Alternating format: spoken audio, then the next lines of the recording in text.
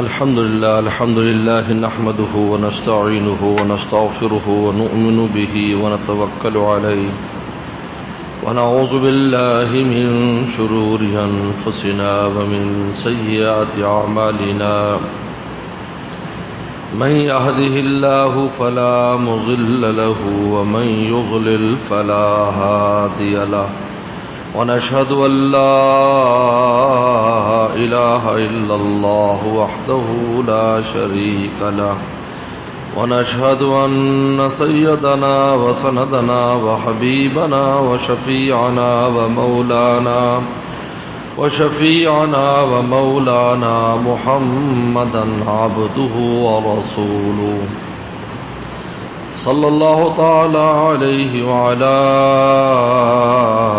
آله وأصحابه وبارك وسلم أما بعد فأعوذ بالله من الشيطان الرجيم بسم الله الرحمن الرحيم هل يستوي الذين يعلمون والذين لا يعلمون قال تعالى فاسألوا أهل الذكر إن كنتم لا تعلمون قال النبي صلى الله عليه وسلم العلماء هم ورثة الأنبياء أو كما قال عليه الصلاة والسلام صدق الله وصدق رسوله النبي الكريم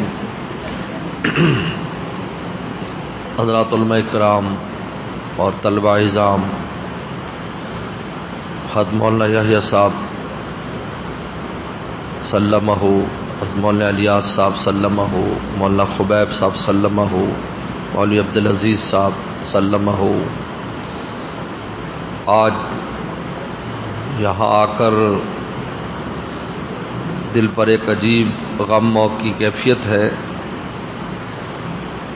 صدمہ غم تو انسان کو خبر سننے کے بعد بھی ہو جاتا ہے، لیکن جب کسی جگہ کو آثار دوست کو دیکھتا ہے تو اس میں اضافہ ہو جاتا ہے، کیونکہ لیس الخبر کالمعاینہ،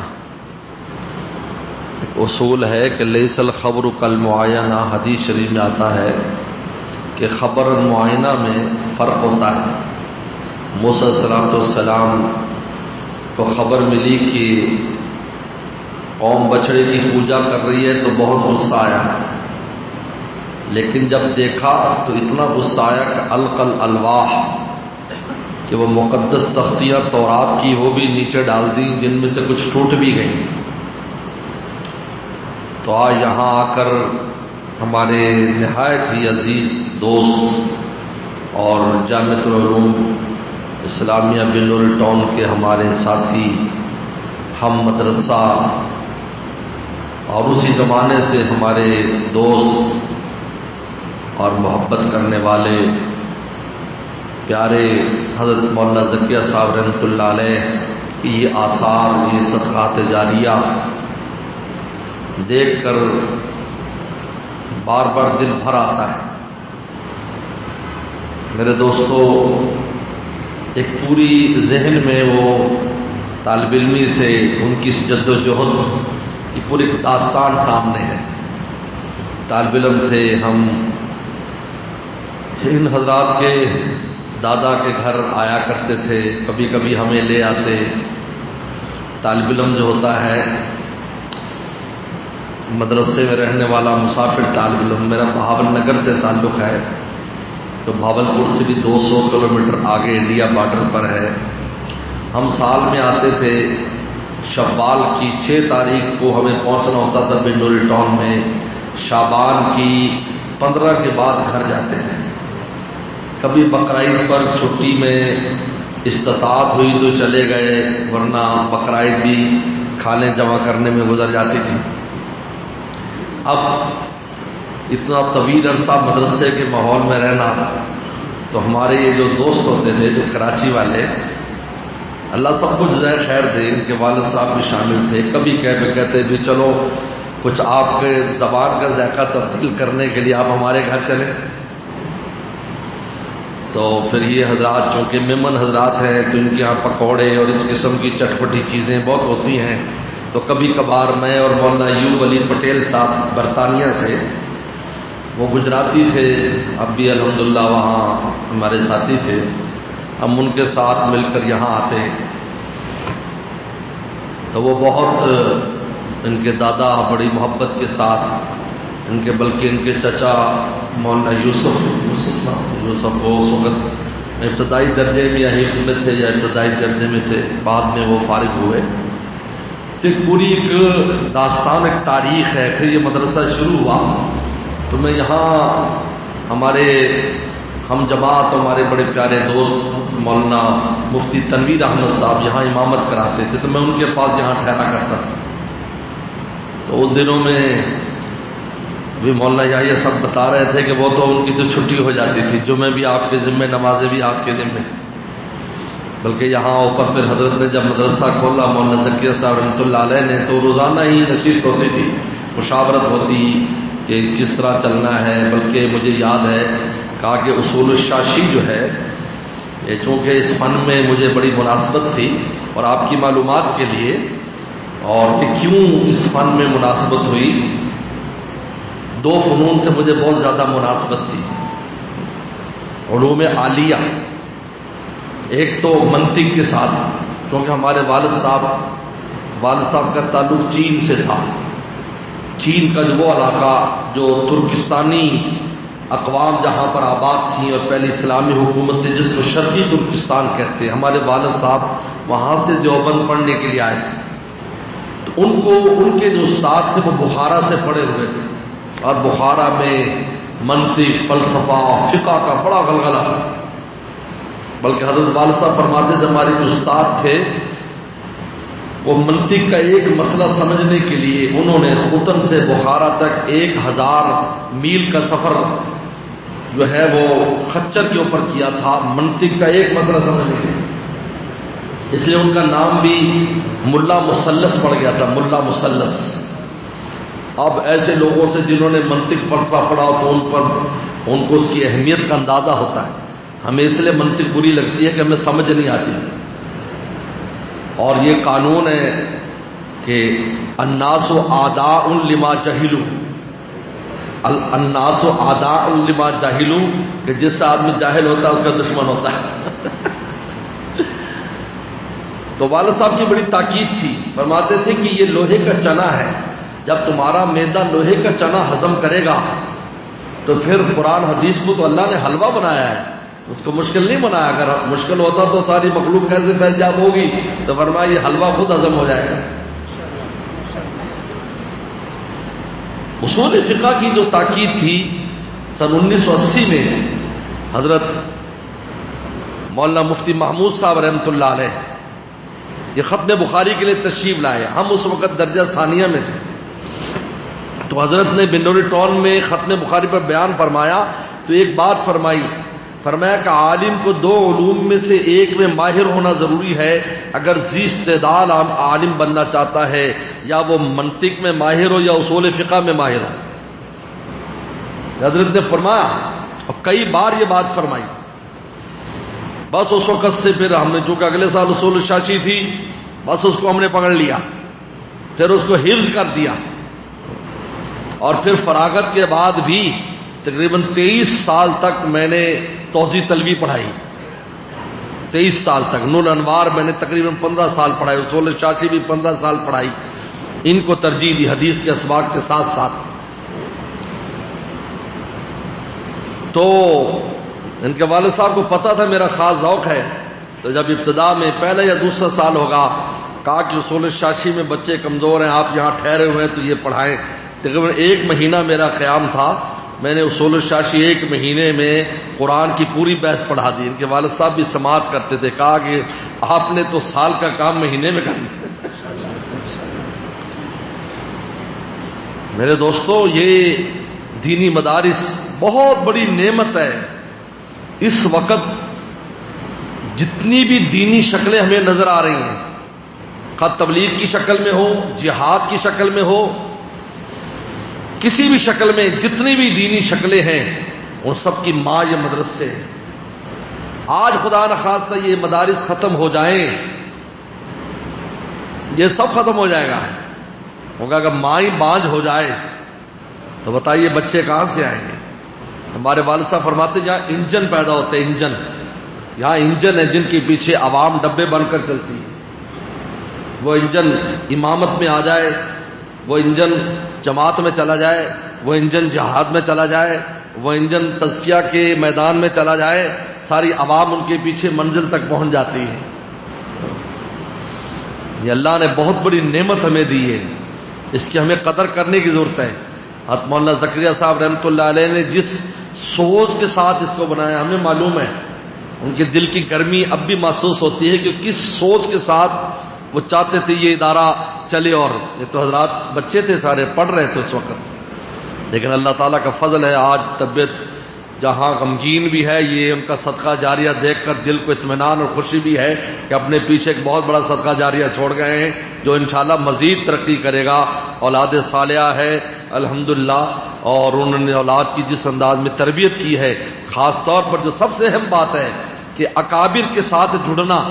آج کا علماء کا بڑا فتنہ یہ خود رائی کا فتنہ، یعنی علماء کے چند فتنے، ان میں مال کا فتنہ، حسن کا فتنہ، خود رائی کا فتنہ. یہ تین فتنے ہیں جس میں آج کا نیا فارغ ہونے والا عالم مبتلا ہو جاتا ہے. فارغ ہوتے ہی کہتا ہے کہ میرے پاس اگر فلانے مولوی صاحب کے پاس گاڑی ہے تو میرے پاس گاڑی کیوں نہیں ہے. سوال اٹھاتا ہے کہ وہ کار لیے گھومتا ہے اور میرے پاس موٹر سائیکل نہیں ہے. بھائی یہیں سے فتنہ شروع ہو گیا، اس کا رخ بدل گیا، رخ تبدیل ہو گیا. جبکہ ایک بات یاد رکھیں، میں سن 1980 میں حضرت مولانا شاہ حکیم اختر صاحب رحمۃ اللہ علیہ کی خدمت میں پہلی بار حاضر ہوا تھا. میں نے ابتدائی دنوں میں ایک بات سنی تھی، الحمدللہ میں نے آج تک وہ پلے باندھی ہوئی ہے. اس وقت میں بھی طالب علم تھا. طالب علم کی کیسی کیسی خواہشات ہوتی ہیں یہ ہمیں پتہ ہے، آپ کو پتہ ہے جو طالب علم ہے، کہ چائے پینے کے پیسے بھی انسان کے پاس نہیں ہوتے. آج تو اللہ کا شکر بڑی سہولیات ہے، لیکن اس زمانے میں اتنے سہولیات کا زمانہ نہیں تھا. 15 دن گزر جاتے، 4 آنے کی چائے کا کپ آتا تو اس کے پیسے نہیں ہوتے تھے. یہ حالات چلتے رہے. تو میں حضرت نے ایک بات فرمائی جو ہم نے ابتدائی دنوں میں سنی کہ دیکھو کبھی بھی اپنے بزرگوں، اپنے علماء، اپنے اساتذہ کے ایام فتوحات نہ دیکھنا، ایام مجاہدہ دیکھنا اور ایام مجاہدہ کی اتباع کرنا. اس لیے کہ فَإِنَّ مَعَ الْعُسْرِ يُسْرًا إِنَّ مَعَ الْعُسْرِ يُسْرًا. آپ کو پتہ ہر تنگی کے بعد آسانی ہے. حضرات صحابہ کرام، حضرت ابو ہریرہ اپنے بارے میں فرماتے ہیں کہ میں بے ہوش ہو کر گر پڑتا، بھوک کی وجہ سے پیٹ پر پتھر بندھے ہوتے. لوگ کہتے ابو ہریرہ کو دورہ پڑ گیا، میری گردن کے اوپر پاؤں رکھتے، جوتے رکھتے، جو زمانے کا علاج کا طریقہ تھا. اور فرمایا کہ ماں بھی الا الجوع، لیکن مجھے صرف بھوک ہوا کرتی تھی. فرمایا پھر فرماتے تھے آج میں عراق کے تخت کے اوپر بیٹھا ہوں، کتان اور کاٹن کے کپڑے سے ابو ہریرہ ناک صاف کر رہا ہے. وہ ابو ہریرہ جس کی ایک آدھی لنگی ہوتی تھی اور وہ بھی گردن پر باندھی ہوتی تھی تاکہ سطر چھپا رہے، قمیض نہیں ہوتی تھی، آج کتان کے کپڑے سے ناک صاف کرتا ہے. اگر کوئی ابو ہریرہ کسی دوسری زندگی پر اگر نظر ڈالے گا تو ابو ہریرہ کی شخصیت کو سمجھ ہی نہیں سکتا. اور اس کو حضرت ابو ہریرہ رضی اللہ عنہ کو اس دور کو پہلے دیکھنا ہوگا کہ رسول اللہ کے پاس رہ کر علم سیکھنے کے لیے کیا کیا. چنانچہ ان کے یہ جو قول ان کا آتا ہے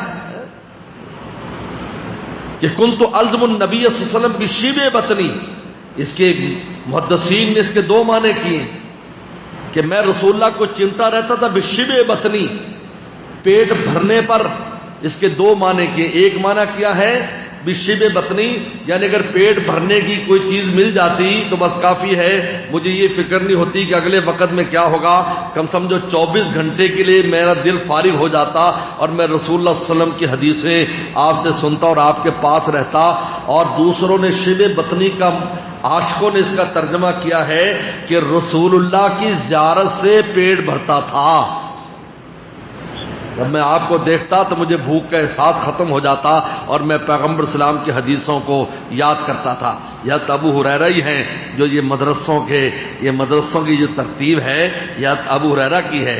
یہ بہت پیارے لگتے ہیں کیونکہ اگر ابو ہریرہ نہ ہوتے تو مدرسوں کی ترتیب کیسے بنتی. رسول اللہ نے اپنے دور میں مدرسوں کی ترتیب ڈال دی. ابو ہریرہ پہلا طالب علم ہے اس کا، 80 طالب علم تھے صفہ میں، اور ابو ہریرہ کو آپ نے فرمایا کہ ابو ہریرہ اوصانی خلیلی، اوصانی خلیلی، میرے خلیل نے مجھے وصیت کی اللہ انام الا علی وترین، میں وطر پڑے بغیر نہ سویا کروں، کیونکہ حدیث پڑھنے پڑھانے والے طالب علم دیر تک جاگتے ہیں، اور میں تم پہلے ہی وطر پڑھ لینا، ایسا نہ ہو کہ تیری تہجد میں آنکھ نہ کھلے اور پھر تیرے وطر رہ جائیں جو واجب ہے، اور میں پہلے وطر پڑھ لیا کر۔ یہ علماء طلباء کے لیے نصیحت ہے کہ تہجد کے اہتمام ضرور کرو، لیکن اگر اس اہتمام سے استاد کو پڑھانے میں نیند آتی ہے اور اس کا دماغ کام نہیں کرتا یا طالب علم کو چکر آتے ہیں تو وہ پہلے ہی کچھ تہجد پڑھ لے اور پھر سوئے اور وطر پہلے پڑھ لے۔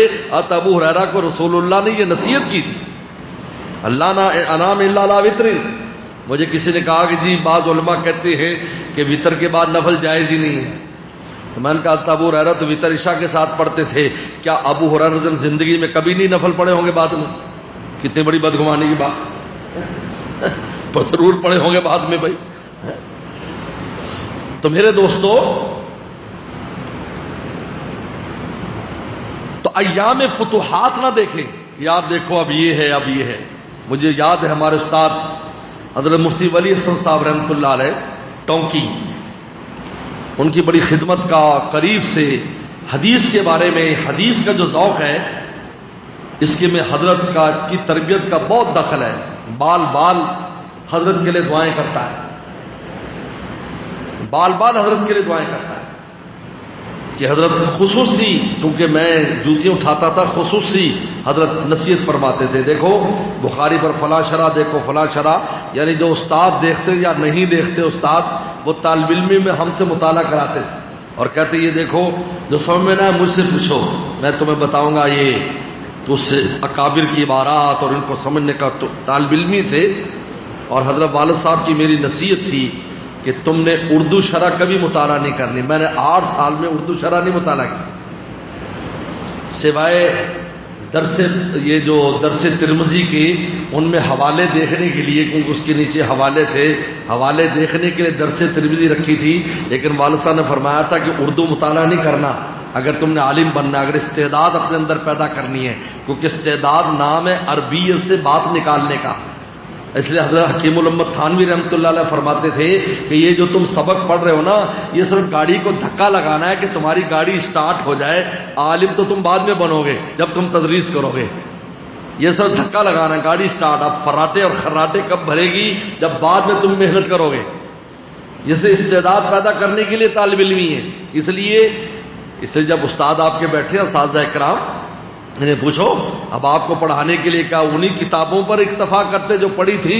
نہیں، ان کو باتیں سمجھنے کے لیے کتنی دوسری کتابیں دیکھنی پڑتی ہیں، تب جا کر آپ کو بات سمجھا پاتے ہیں، کتنی تفسیریں دیکھنی پڑتی ہیں۔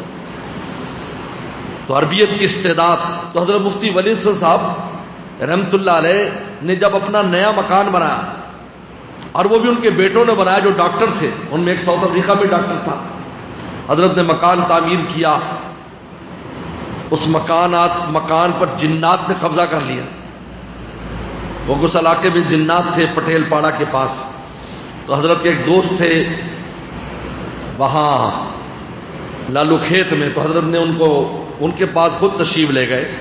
مفتی تنویر احمد صاحب، حضرت نے ایک سزوکی گاڑی ان کے بیٹوں نے لے دی تھی، یہ ہائی روف، تو وہ گاڑی چلاتے تھے، میں پیچھے بیٹھتا تھا، حضرت آگے ہوتے، ان کے پاس گیا، کہا کہ بھائی اس طرح ہے، تو انہوں نے کہا حضرت میں کل آؤں گا، کسی طالب علم کی ڈیوٹی لگا دو، تو میں ان کے ساتھ کل چلا گیا، تو انہوں نے کہا جی یہاں تو جنات ہیں، مجھے فرمایا کہ جلیل ان جنات کو تم نہیں بھگانا ہے، کیونکہ حضرت حاضر، اب ڈر تو لگتا ہے، اب نے کہا جی تعویذ جلانے ہوں گے، یہاں پر کچھ ذکر کرنا ہوگا اور وظیفہ، لیکن اکیلا طالب علم جا کر اندھیرے میں کرے۔ خیر استاد کا حکم تھا، اور وقت کیسے گزر گیا، باہر ساتھیوں کو لے جاتا، میں نے کہا اگر میرے چیخنے کی آواز آئے نا تو پھر اندر آ جانا کہ سمجھو کوئی کام ہو گیا ہے ورنہ اندر نہیں آیا۔ خیر اس طرح ہم نے وقت پورا کیا، تو حضرت نے ایک دن ہمیں فرمایا کہ لالو کھیت جانا ہے۔ میں نے دیکھو کتنی عجیب معاملہ ہے، لالو کھیت میں لے گئے حضرت، ایک مکان، چھوٹا سا مکان، بالکل چھوٹا سا، یعنی وہ 90 گز کا ہوگا میرے خیال میں اس آپ کی یہاں کی لغت کے اعتبار سے. اگر پنجاب کا دیکھیں تو 2.5 مرلے یا 2 مرلے کا مکان ہوگا. حضرت نے وہ چابی دی, ہم نے کھولا, اندر گئے. چھوٹے چھوٹے 3 کمرے ہیں, ٹین کی چھت ہے, اور ایسے ہاتھ لگ جاتا ہے اس کو. تو کہا کہ میں نے 20 سال اس گھر میں بسر کیے ہیں. اور پھر ایک کمرے کو اشارہ کر کے فرمایا اس میں بیٹھ کر میں نے پوری عالمگیری زبانی یاد کی. اس سے حضرت مفتی صاحب کی جو بڑی خصوصیت تھی وہ یہ تھی کہ جزی جزیات کے لیے پورے عالم سے مفتی رابطہ کرتے تھے کہ حضرت اصول میں تو بات سمجھ میں آتی لیکن کچھ جزی چاہیے. اور آپ کو پتا ہے کہ مفتیان بیٹھے ہیں, تخصص کے طلبہ بیٹھے ہیں, کہ جب کوئی سری جزی آ جائے کسی مسئلے پر تو اس سے اونچی کوئی دلیل نہیں ہوتی. ورنہ اصول کلی کے اعتبار سے تو بہت سے مسئلے ہمیں معلوم ہیں, لیکن اس کی کوئی جزی جب تک نہیں آئے گی کہ کسی نے اس خاص مسئلے میں فتویٰ دیا ہو تو جزیات کے لیے حضرت سے تو حضرت فوراً فرماتے ہیں ہاں عالمگیری کے فلاں صفحے پر دیکھو, فلاں کے فلاں صفحے پر دیکھو, جامع الفصولین کے فلاں صفحے پر دیکھو. ایسے فرماتے تھے, فوراً حفظ کی تھی حضرت, صرف یہ بتانے کے لیے کہ ہمیں بدگمانی نہ ہو. آج ہم حضرت کی وہ نیا مکان دیکھ کر اور گاڑی دیکھ کر یہ نہ کہیں واہ واہ مولانا صاحب کی تو بڑی, حضرت مفتی صاحب کی تو بڑی ٹھاٹ ہے. فرمایا یہ ایام مجاہدہ بھی دیکھو. بلکہ ہمارے خالہ زاد بھائی بھی ایک وہاں رہا کرتے تھے, ہمارے خالہ زاد بھائی لالو کھیت میں. وہ خود فرماتے ہیں کہ ہم نے مفتی صاحب اکثر پیدل جایا کرتے تھے کیونکہ والدہ جو کرایہ دیا کرتی تھی وہ پان کے لیے رکھ لیتے تھے اور ویسے پیدل جاتے. نیو ٹاؤن لالو کھیت نمبر 2 نمبر سے پیدل آتے جاتے. اور ابھی مجھے بڑے بھائی حافظ سراج صاحب نے بتایا کہ میں وہاں گیا ہوا تھا تو ہم جب سوار ہوئے تو حضرت مفتی صاحب بھی ہمارے ساتھ بس میں سوار ہوئے تو مجھے بھائی نے کہا کہ یہ ان کو پہچانتے. میں نے کہا نہیں. کہا یہ مفتی اعظم پاکستان ہے, یہ بس میں لٹکے ہوئے ہیں اپنے ساتھ. دوستو ہر چیز کا ایک وقت ہوتا ہے, ایسا نہیں ہے. اللہ نے جب 4 مہینے میں اور آپ ماں کے پیٹ میں تھے اللہ نے ہمارا رزق لکھ دیا ہے, وہ اپنے وقت پر آپ کو مل کر رہے گا. ذوق پیغمبری تو یہ وجل اوسع رزقی فی آخری عمری, اللہ میری رزق کی وسعت آخری عمر میں رکھ. تو عزیز طلباء اللہ نے آپ کا موقع دیا ہے, چند چیزوں کا اہتمام ضروری ہے. نمبر 1 اخلاص پیدا کرو اپنے اندر, اللہ کی رضا کے علاوہ کوئی مطمع نظر نہ رکھو. یہ نیت کرنا کہ فارغ ہو کر یہ کروں گا وہ کروں گا, اس کو بھی اللہ والوں نے اخلاص کے منافی قرار دی ہے. یہ پتہ نہیں زندگی ہے یا نہیں, آپ کا تو یہ ہو کہ بس اللہ راضی ہو جائے. ہمارے والد صاحب رحمۃ اللہ علیہ چین سے آئے تو چین میں انقلاب آ گیا, سب مرد قتل کر دیے گئے, شہید کر دیے گئے, عورتیں رہ گئیں, پیچھے جانا مشکل. اب دارالعلوم دیوبند میں پڑھ رہے ہیں ہجرت کی نیت سے, اللہ کے رضا. ان کے سامنے کوئی مستقبل نہیں ہے کہ ہمارا ٹھکانہ کہاں ہوگا, کچھ نہیں ہے, بالکل بند دیوار ہے. ہمیں تو پھر بھی سوچ آتی ہے وہ بند دیوار ہے. اب دیوبند میں دورے سے فارغ 1942 میں شیخ سرفراز خان صاحب صفدر یہ سب والد صاحب کے ساتھی ہیں. دورے سے فارغ ہونے کے بعد 2 سال میں تخصصات کیے, منطق میں, فلسفے میں, فقہ میں. وہاں تو یہ ترتیب نہیں چلتی تھی, وہاں یہ کہ ایک کام پورا ہو گیا تو بس دوسرا کام شروع کر دو. اب بیٹھے ہوئے کہاں جانا ہے, بس اتنے میں خط آتا ہے بہاول نگر سے. خط بھیجنے والے کون ہیں؟ حضرت مولانا سید بدر عالم میرٹھی رحمۃ اللہ علیہ فیض الباری والے. یہ بہاول نگر میں آئے ہوئے تھے ان دنوں میں. دیوبند خط لکھا کہ ایک استاد کی ضرورت ہے جو منطق فلسفہ صرف نو میں مضبوط ہو. حضرت مولانا ادریس صاحب کاندلی رحمۃ اللہ علیہ نے والد صاحب کو بلایا کیونکہ ان سے خاص تعلق تھا. تو بلایا کہ نیاز محمد تیرے لیے جگہ آ گئی ہے, یہ بہاول نگر چلا جا. کہاں بہاول نگر, ایک آدمی چین سے اس کو کیا پتا بہاول نگر کہاں ہے, بہاول نگر چلا جا. جی جو حکم. بہاول نگر آ گئے. 15 روپے ماہانہ تنخواہ. یہاں آئے تو حضرت بدر عالم میرٹھی رحم اللہ, وہ بھی والد صاحب کے استاد تھے. انہوں نے کہا نیاز محمد تیرا جنازہ یہاں سے نکلنا چاہیے. جنازہ چنانچہ جب والد صاحب کا انتقال ہوا بہت خوش تھے. حضرت مولانا لدھیانوی صاحب بھی موجود تھے. حضرت نے سوال کیا لدھیانوی صاحب نے کہ ایک طرف تو جانے کا وقت قریب ہے اور ایک طرف آپ کے چہرے پر خوشی کس بات کی؟ کہا کہ استاد نے کہا تھا یہاں سے جنازہ نکلنا چاہیے، میں نے استاد کے عہد کو پورا کر دیا۔ اخلاص چاہیے، اللہ کی رضا سامنے رکھو، اللہ خوش ہو جائے۔ نمبر 2 محنت، اپنی طاقت کو بچا کے نہ رکھو۔ اس سے زیادہ خوبصورت اور قیمتی مصرف نہیں ہے طاقت لگانے کا، علم سے زیادہ۔ وقت کم ہے، مختصر بات کر رہا، اس سے اچھا کوئی مصرف نہیں ہے۔ جہاں بھی آپ طاقت خرچ کریں گے ان میں سب سے بہترین مصرف علم ہے جس پر طاقت خرچ کی جاتی ہے، اور یہ پھر طاقت خدا کے ہاں ما عندکم ینفد وما عند اللہ باق، یہ لمحات وہاں ہماری بخشش کے لیے قیمتی بن کر درج ہو جاتے ہیں۔ علامہ شاذلی شاذکونی رحمۃ اللہ علیہ کا واقعہ لکھا ہوا ہے تاریخ میں کہ گھر سے آ رہے تھے مدرسے، حدیث لکھی ہوئی تھی، سردی کا موسم تھا، حدیث کے اوراق پاس تھے، سالوں کے بعد گھر جاتے تھے، اب واپسی ہو رہی، جنگل سے گزرے، بارش شروع ہو گئی۔ جب بارش شروع ہو گئی تو ان اوراق کی فکر تھی کیا بنے گا، تو انہوں نے کوئی حل سمجھ میں نہ آیا، ایک اونچی جگہ پر وہ اوراق اپنے سینے سے لگائے اور الٹے ہو کر سجدے کی حالت میں پڑ گئے۔ اب پیٹھ پر بارش اور سردی کی بارش ہوتی نہیں، پتہ نہیں کتنی دیر، صبح ہو گئی۔ صبح کو اٹھے تو پیٹھ اس طرح اکڑی ہوئی تھی اور وہ اوراق بچ گئے۔ بات آئی گئی ہوئی، بڑا کام کیا۔ وفات کے بعد کسی نے خواب میں دیکھا اور پوچھا کہ حضرت آپ کا کیا بنا؟ کہا کہ میں دربار الہی پہنچا تو اللہ تعالی نے فرمایا جس دن تو نے ہمارے محبوب کی ان احادیث کی حفاظت کے لیے الٹا لیٹا تھا طالب علمی کے زمانے میں، وہ قصہ ہم نے اسی دن تیری بخشش کا فیصلہ کر لیا۔ محنت کریں۔ نمبر 3 تقوی اختیار کریں، گناہ سے بچیں، کیونکہ گناہ کرنے والے کا دل گندا ہوتا ہے اور گندے دل میں اللہ علم حقیقی نہیں ڈالتے۔ الفاظ کا یاد کرنا علم نہیں ہے، الفاظ تو یہودیوں کو مستشرقین کو ہم سے زیادہ تحقیقات یاد ہے، لیکن پھر ان کے لیے راستہ نہیں کھلتا۔ علم آنست کے بخشاید رہے، آنست کے پیشاید چہے، علم وہ ہے جو راستہ کھول دے، راستہ وہ ہے جو مولا تک پہنچا دے۔ گناہ سے بچو، اس آنکھ کو اور دل کو گناہ سے بچاؤ، زبان کو بھی بچاؤ، کان کو بھی بچاؤ، یہ 4 اعضاء کو گناہ ان پہرے بٹھا لو کہ گناہ نہیں کرنا ہے۔ موبائل کے فتنے سے دور رہو، بہت خطرناک ہے، آپ کو کوئی ضرورت نہیں موبائل کی، بہت ضروری ہو تو سیدھا سادہ رکھ لو، ورنہ اس کی بھی ضرورت نہیں ہے۔ آپ کوئی ایسی مصروف شخصیات نہیں ہو کہ تمہیں فون سننے اور جواب دینے کی ضرورت، اپنے آپ کو خواب خواہ اس چکر میں نہ ڈالو۔ اور نمبر 4 ادب آداب، ہر وہ چیز جس کا علم کے ساتھ تعلق ہے آپ کو ادب کرنا ہوگا۔ حضرت مولانا بدیع الزمان صاحب رحمۃ اللہ علیہ استاد ہیں، بہت بڑی شخصیت تھے، وہ یہ فرماتے تھے کہ تپائی کے اوپر سے بھی کبھی نہ گزرا کرو۔ 8 سال میں مجھے یاد نہیں کہ ہم نے تپائی سے کبھی چھلانگ لگائی ہو، کیونکہ اس کو بھی نسبت علم کے ساتھ ہو گئی۔ استاد تو بہت بڑی بات ہے، استادوں کا تو کیا کہنا ہے۔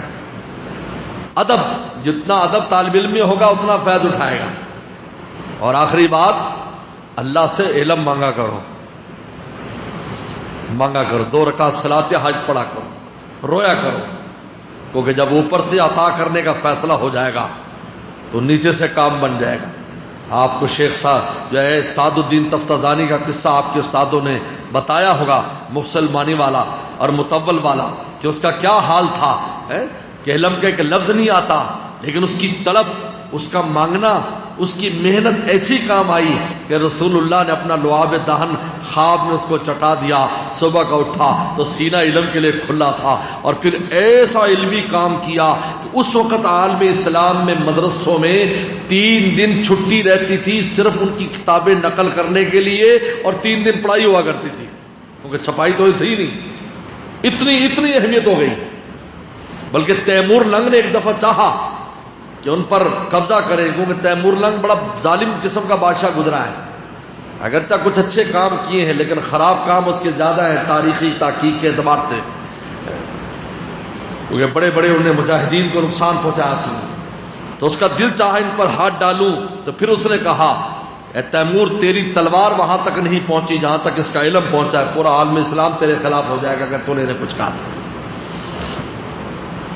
اللہ سے مانگے، روئے، علم مانگے۔ آپ کے اس وقت مطمئن نظر علم مانگنا ہے، بس یہ آپ کو یہی ہے، آگے کی چھوڑو، آگے کیا کرنا ہے، آگے اللہ تعالیٰ خود ہی کام۔ مجھے بتاؤ بھائی، فیکٹری میں کوئی چیز بن رہی ہو، پیچ بن رہا ہے، کرسی بن رہی کوئی، اب وہ کرسی کا بھی مجھے نا جی بادشاہ کی کرسی بنانا، تو کون ہوتی ہے یہ مطالبہ کریں، بننے کے بعد فیصلہ ہو جائے گا کہاں تو نے فٹ ہونا ہے، یہ فٹ کرنے والا خود ہی فٹ کرے گا، آپ کو امامت میں فٹ کر دے، آپ کو جہاد میں فٹ کر دے، آپ کو تبلیغ میں فٹ کر دے، آپ کو تزکیے میں فٹ کر دے، تدریس میں، جہاں ان کا دل چاہے گا کر دیں گے، ہم تو ان کے تابع ہیں۔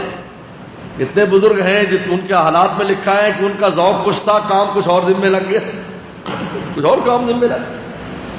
بس اللہ تعالیٰ مجھے اور آپ کو عمل کی توفیق عطا فرمائے۔ وآخر دعوانا ان الحمد للہ رب العالمین۔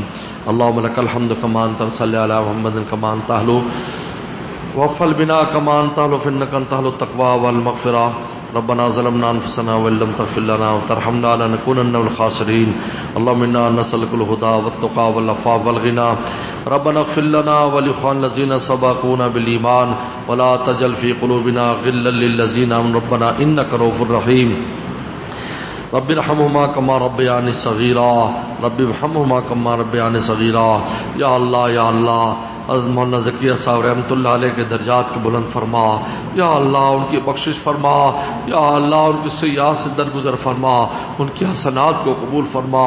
یہ بہت بڑا صدقہ جاریہ یا اللہ اپنی اولاد کی شکل میں بھی چھوڑ گئے، یا اللہ علم کی شکل میں بھی چھوڑ گئے، اس مسجد مدرسے کی شکل میں بھی چھوڑ گئے، یا اللہ تمام صدقات جاریہ کی حفاظت فرما اور ان کو قبول فرما، اس فیضان کو ہمیشہ ہمیشہ کے لیے جاری ساری فرما، اس فیضان کو عام اور تام فرما، تمام بھائیوں کے اتفاق اتحاد اور محبت کے ساتھ یا اللہ اس ادارے کی خدمت کی توفیق عطا فرما۔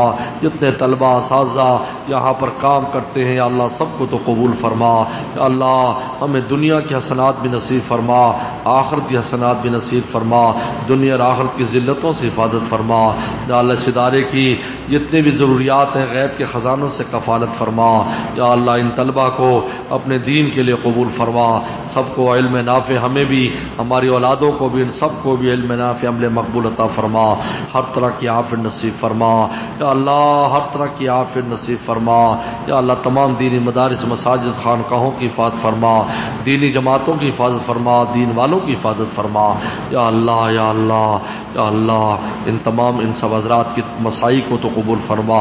کہ صاحبزادان بہت اچھے بچے ہیں یا اللہ ہمارے سامنے پلے بڑے ہیں، یا اللہ ان کے والد صاحب کی دعائیں ان کی تربیت کا اثر خوب نظر آتا ہے، یا اللہ ان کی حفاظت فرما، ہر شر اور فتنے سے محفوظ فرما، اور اس ادارے کے یا اللہ اس کے ذرے ذرے میں عافیت پیدا فرما، اس ادارے کے ذرے ذرے میں، اور یا اللہ اور بڑے ادارے کے لیے قرب و جوار میں بڑی جگہ عطا فرما، آپ کے لیے کچھ مشکل نہیں ہے، یا اللہ آپ کی زمین بڑی وسیع ہے اور اس کے اندر اس ادارے کو خوب وسعتیں اور برکتیں اور عافیتیں نصیب فرما، ہماری دعاؤں کو شرف قبولیت نصیب فرما۔